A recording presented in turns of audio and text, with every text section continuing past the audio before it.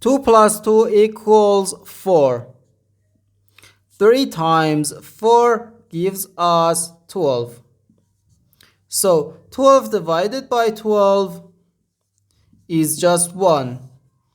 But this answer is not correct, because according to the order of operations, first we have to do parentheses, then exponents, then multiplication or division, and finally addition or subtraction. Remember that multiplication and division have equal priority, and we have to work from left to right. And the same applies to addition and subtraction. In this expression, we have one division, one multiplication, and the one parentheses. Inside this parentheses, we have one addition.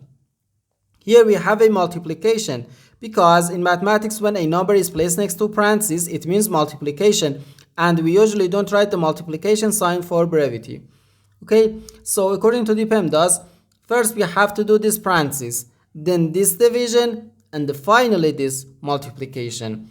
If we do this multiplication before this division, it is wrong.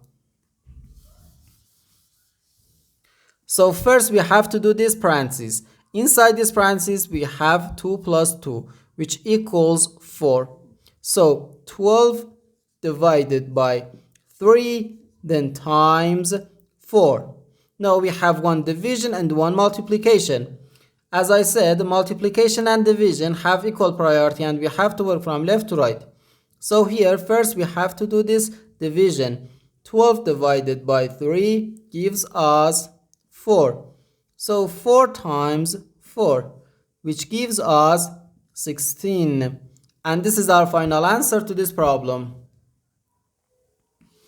The correct answer is 16.